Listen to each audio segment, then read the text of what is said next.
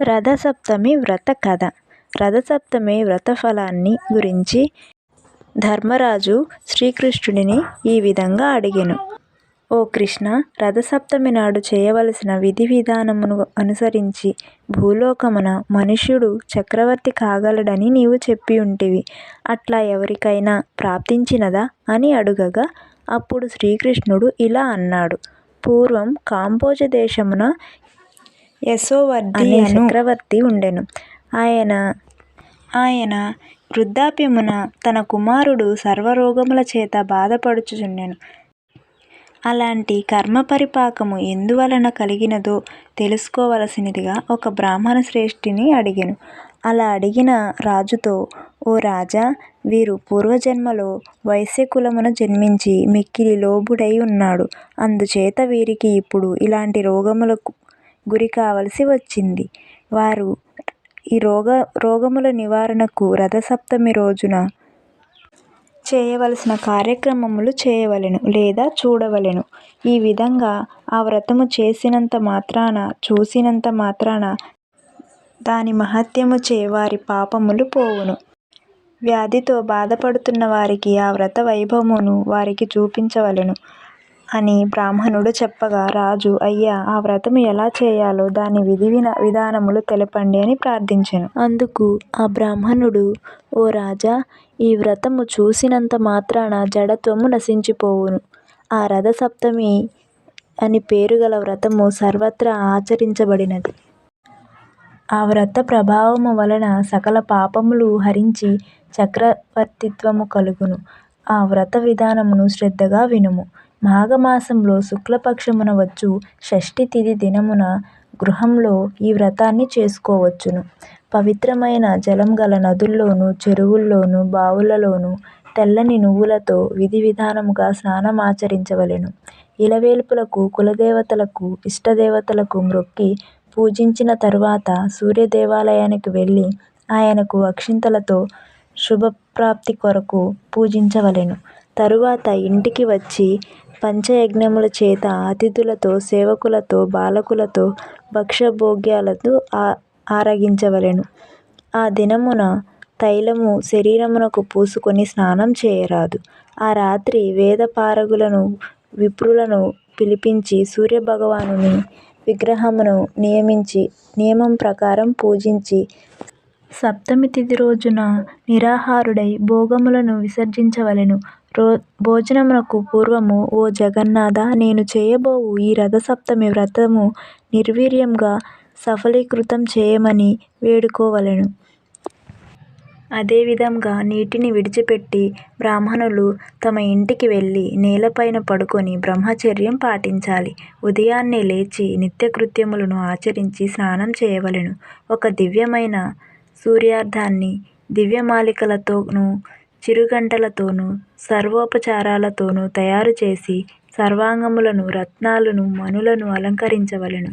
బంగారంతోనూ వెండితోగాని గుర్రాలను, రథసారథిని, రథమును తయారుచేసి మధ్యాహ్నవేళ స్నానాదికములను నిర్వర్తించుకోవలెను. వదరబోతులను, పాషండులను, దుష్టులను విడిచిపెట్టి ప్రజ్ఞుల సౌరసూక్త పారాయణ చేయుచుండగా నిజగృహము చేరవలెను. తరువాత తన నిత్యకృత్యములను పూర్తి చేసుకొని స్వస్తి బ్రాహ్మణ వాచకములతో వస్త్రమండప మధ్య భాగమున రథమును స్థాపించవలెను. కుంకుమతోనూ, సుగంధ ద్రవ్యాలతోనూ, పుష్పములతోనూ పూజించి రథమును పుష్పములతోనూ, దీపములతోనూ అలంకరించవలెను. అగరు ధూపములు ఉంచవలెను. రథ మధ్యమున ఉన్న సూర్యుని సర్వసంపూర్ణముగా అర్చన చేయాలి. ధనలోభము చేయరాదు. లోభి అయి ధనమును ఖర్చు చేయుటకు మనస్సంగీకరించనిచో వ్రత వైఫల్యమును, దాని వలన మనస్సు కలత్వమును పొందును. తరువాత రథాన్ని, రథసారథిని, అందుగల సూర్యభగవానుని పుష్ప, ధూప, గంధ వస్త్రాలు, అలంకరణతో భూషణాలు, నానావిధాల పంచభక్ష్యాలు గల నైవేద్యాలతో పూజించి సూర్యభగవానుని స్తోత్రం చేయవలెను. ఓ భాస్కర, దివాకర, ఆదిత్య, మార్తాండ, గ్రహాధిపతి, అపారనిధే, జగద్రక్షక, భూతభవన, భాస్కర పారాయణం హర ఆచిత్య విశ్వసంచార హే విష్ణు ఆదిభూతేశ ఆది మధ్యాహ్న భాస్కర భక్తి లేకున్నను క్రియాశూన్యమైనను నేను చేసిన అర్చనకు నీ సంపూర్ణ కటాక్షమును చూపుము మనసులో అని వేడుకొని కోరిన కోరికను సఫలీకృతం చేయవలెనని భాస్కరుని ప్రార్థించవలెను. రథం సారథి గుర్రములు వివిధ రకాల రంగులతో లిఖించిన బొమ్మలు ఏవైనా జిల్లేడు ప్రతిమలతోనూ సూర్యభగవానుడిని శక్తి కొలది పూర్వము చెప్పినట్లుగా పూజించవలెను. ఆ రాత్రి జాగరణ చేసి పురాణ శ్రవణం మంగళగీతాలతో మంగళ వాయిద్యాలతో పుణ్యకథలు వినవలెను. పిమ్మట రథయాత్రకు బయలుదేరి సూర్యుడిని మనస్సులో ధ్యానమొనరించుకొని అర్ధనిమిలిత నేత్రాలతో చూడవలెను.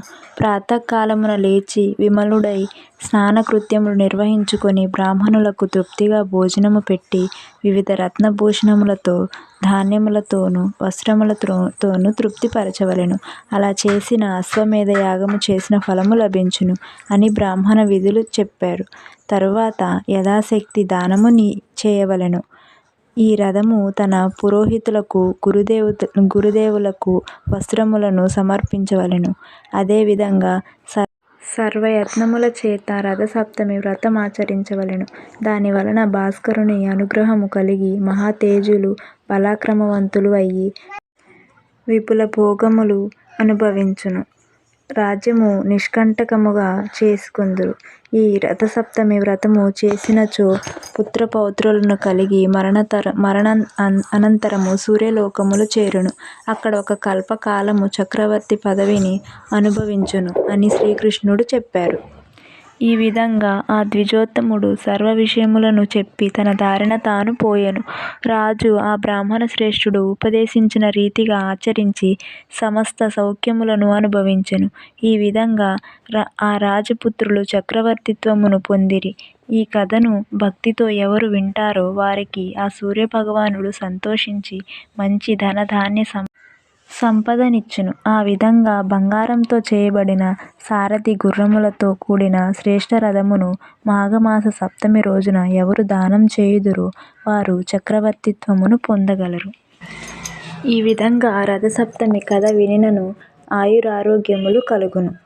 రథసప్తమి వ్రతాన్ని ఆచరించినచో సకల సౌఖ్యములు కలిగి దీర్ఘాయువును పొందెదరు.